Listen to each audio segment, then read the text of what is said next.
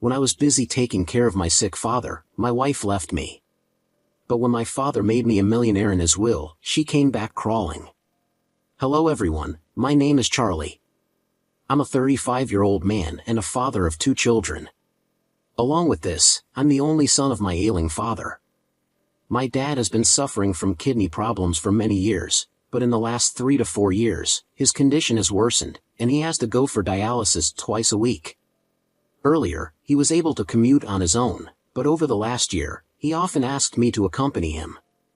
He is also growing weaker every day. Now, I have made a routine for myself to take my father for dialysis every time. I don't want to leave him alone in this condition. He has to go for dialysis 2 days a week, so I have fixed Saturday and Wednesday. Saturday is my week off, so it's not a concern. For Wednesday, I got permission from my boss to leave early and then compensate for the remaining hours by working at night after returning home from dialysis. I've been working in this company for 10 years. My boss has seen me as a hard-working and loyal employee, so granting this special permission wasn't a big deal for him.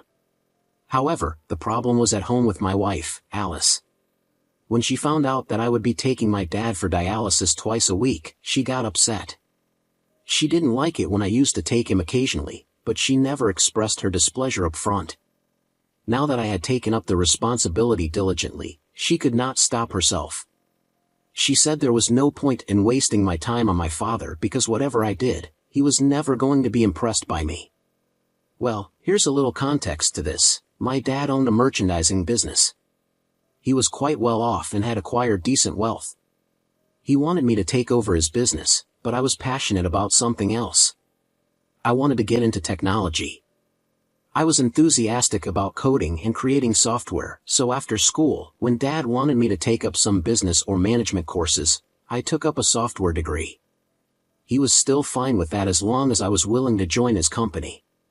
However, after completing my graduation, I started working for a renowned tech firm. Dad wasn't happy that instead of taking forward his legacy, I was working for someone else. He kept asking me to join his business, and I kept stalling. After my marriage, Dad asked me one final time if I wanted to join, and I said no. Dad got furious and said he would give all his wealth to charity and I wouldn't get a penny. I still didn't budge from my decision. You see, I was earning well even at that age. I bought a car and my own house at the age of 28. I was pretty confident that I would be able to lead a decent life even without his wealth. I told him that I didn't need his money and could build wealth on my own. Our relationship soured after that point. 5 years ago, Mom passed away due to cardiac arrest. It was devastating for Dad. I left home for education. Then, I got a job and started living on my own. The only companion Dad had was Mom, and losing her was the most devastating thing for him. That's when our bond rejuvenated. I started visiting him often and took my kids to play with him. Eventually, he stepped down from his company and gave it to a trust to run. My wife, Alice, was never close to my parents until my mother was here. Alice used to avoid visiting my parents, saying that my mother was too nosy in our lives and that they didn't get along. When my father announced that he would remove me from his will, Alice started openly criticizing my parents for being mean and evil. I insisted she stay away from my relationship with my parents, but she always stepped in and said it was something that would affect our future, especially our children's. I assured her that our future and our children's future were secure irrespective of Dad's wealth, but she was not willing to understand that. Now, coming to the current situation, Alice created a fuss when she learned that I would be accompanying Dad for dialysis twice a week. Initially, I tried to make her understand that Dad had no one but me. He lost his parents long ago, and though he has an elder brother, he lives on the other end of the city and rarely visits Dad. Dad has become very lonely after Mom's demise, and in this condition, I cannot abandon him. But my wife refuses to understand this. Of late, she has made my life miserable. Every Saturday, she comes up with some plans, either hosting a party at the house, deep cleaning, an outing with the children, or something as trivial as grocery pickup. I made her understand that she could plan anything she wanted on Sundays because on Saturdays, I have to take Dad for dialysis. But she continues with her plans and then later rebukes me for being late or missing it. I had to rush to my dad, pick him up, take him to the dialysis center, and after it was done, drop him off and run back home to her sarcasm and tantrums. It's not just about Saturdays, she does the same for Wednesday evenings. I had committed to my boss that I would compensate for the remaining work late in the evening or at night after returning from dialysis. But she always had a plan to trouble me. Almost every Wednesday evening, she would go out either to meet her family, her long-lost friends, or to attend some random party, leaving the children's responsibility to me.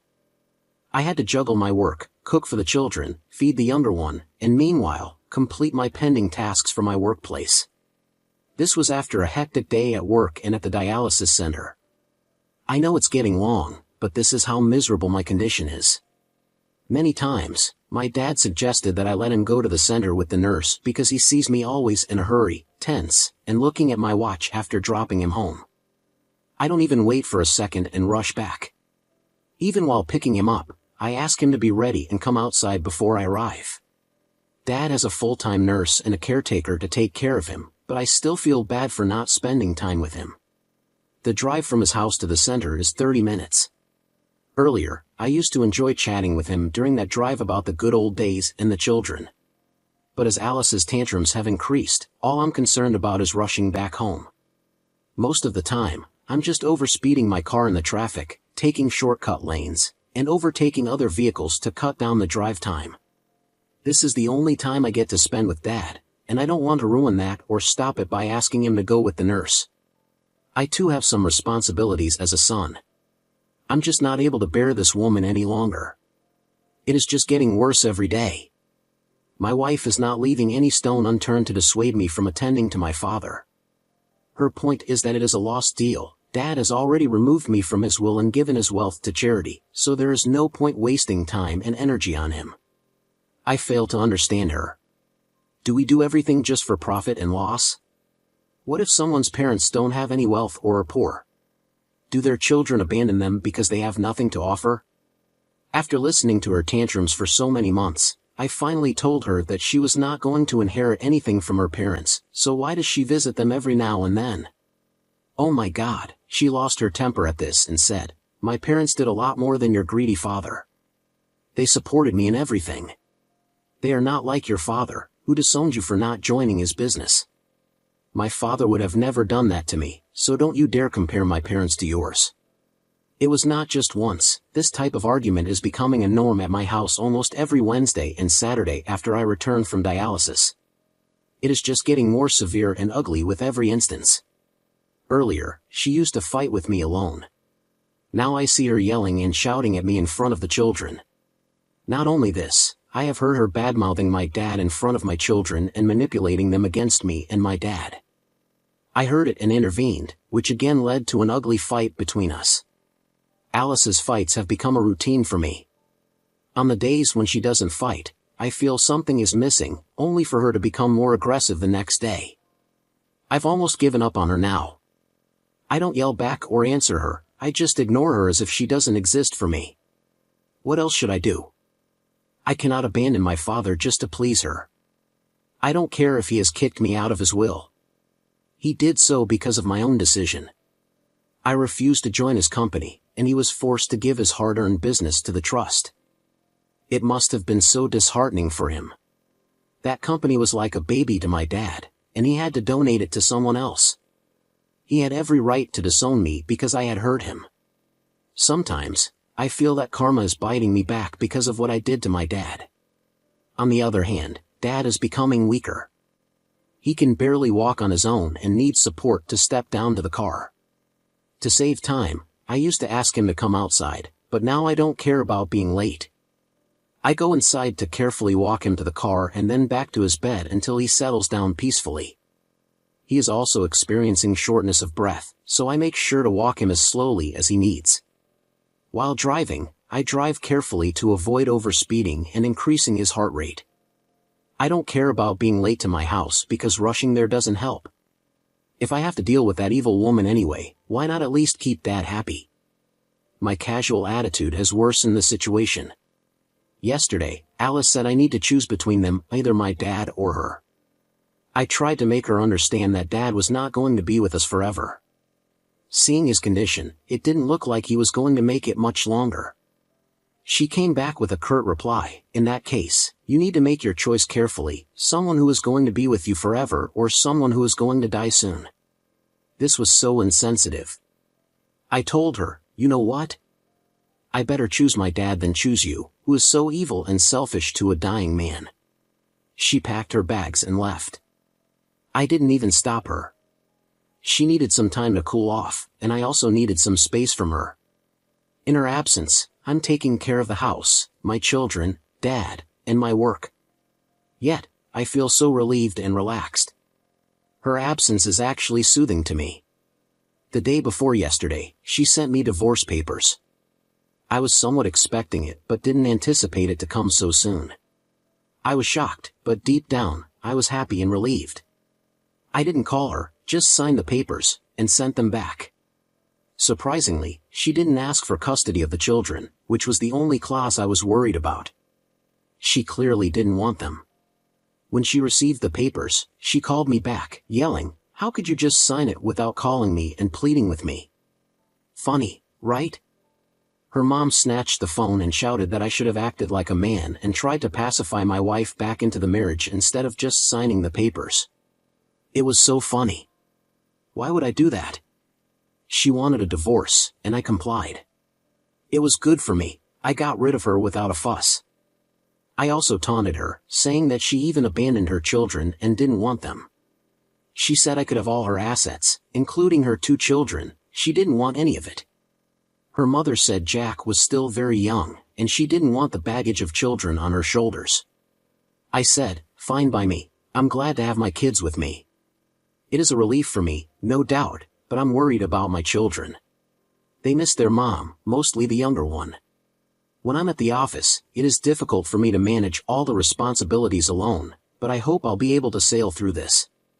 So, I shifted to Dad's house along with my children. It is a great move, I must say. Thanks to everyone for the lovely suggestion, it worked out. Moving with Dad was good for all of us. Dad got the company of my children, and they got their grandpa to play with. Dad had a full-time caregiver who was ready to take care of my children with a raise. Why not? Someone to take care of my children under my dad's supervision, the best deal, right? It is such a happy feeling to see Dad playing and laughing with my children, and them enjoying themselves with their grandpa. Alice didn't see this coming. She wanted to make my life miserable by divorcing me. She thought I would not be able to juggle all the responsibilities together, taking care of the children, my dad, the house, and work. But you see, all is set perfectly. I'm definitely having the last laugh. The divorce was the best thing ever. It's sad news. Dad passed away last week in his sleep. He went to bed happy and content after playing with my children and never woke up again. The doctor said he died peacefully. The doctor, his nurse, and even his caregiver said Dad was happy after I moved in with him, and it actually increased his lifespan by these many months. He was already on the verge of giving up before I moved in. It is very sad to lose your only parent, but I'm glad that he got to spend the last few months of his life happily. My children are also very sad to lose him, but Dad has imparted good values to them. They say that Grandpa used to teach them to accept reality and move on. Life never stops for anyone. I feel so proud to hear such good things from them. They are indeed my strength in this moment of despair.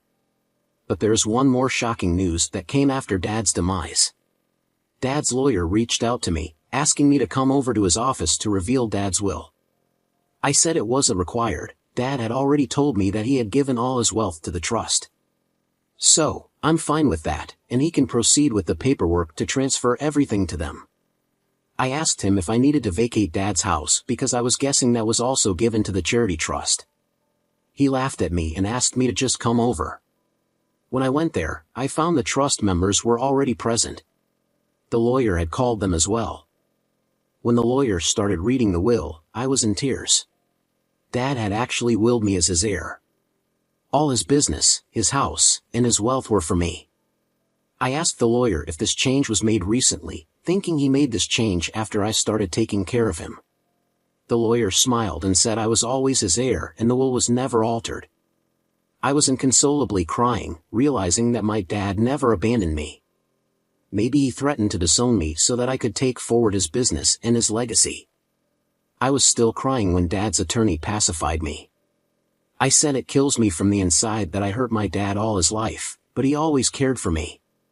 The lawyer said that Dad was actually very proud that I didn't give up on my passion under his pressure and that I was happy to lose my generational wealth to pursue my passion.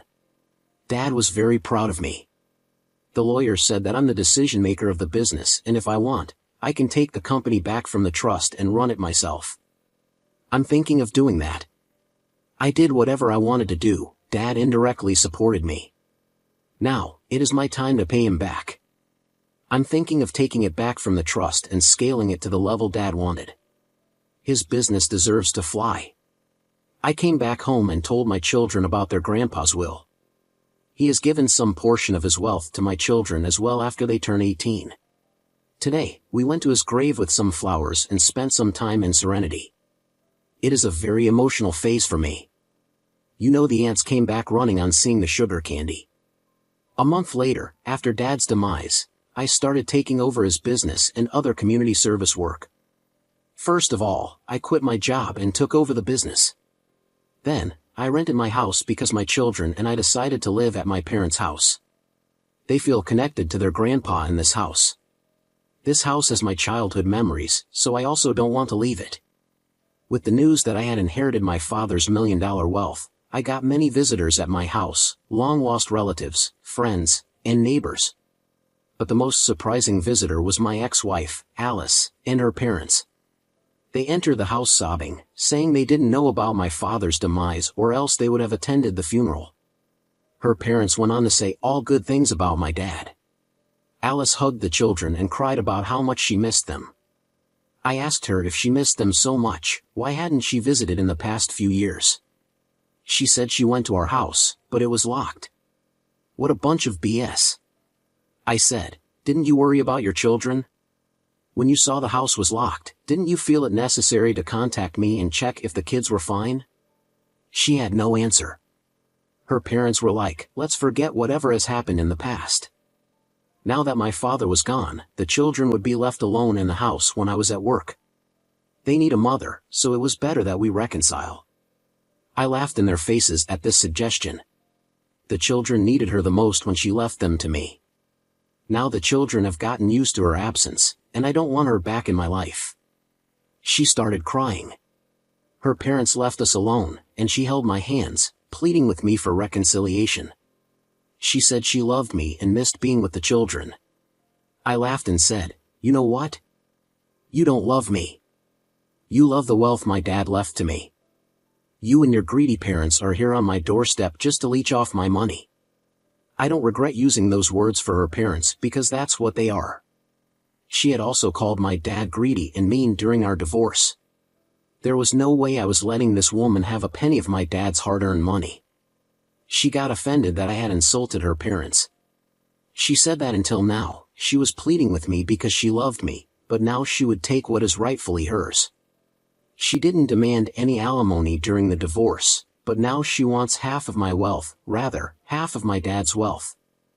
I told her she could do whatever she wanted. I'll destroy her, but I won't give her a penny. She abused me and left. I discussed this with my lawyer. He said her chances were slim. The divorce had settled a year before I got the inheritance.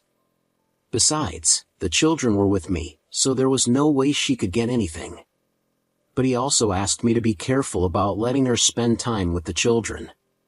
She could manipulate them and file for their custody, and then later use them to demand money for their maintenance and all that. I couldn't be more thankful to him for this advice. I'm going to supervise their meetings. I'm also spending a lot of time with the kids these days to help them cope with the loss so that they don't run to their mommy for emotional support. I've undertaken my dad's company, so it gives me a lot of flexibility to manage my well-being and personal life. I'm planning to take the kids on a vacation to London. Yeah, why not? They deserve this lavish vacation. It's not about overspending my dad's wealth. I could have afforded it before, but I didn't have the time earlier, juggling work and taking care of Dad. Now that I can, I want to take them out. As far as Alice is concerned, she hasn't contacted me since their last visit.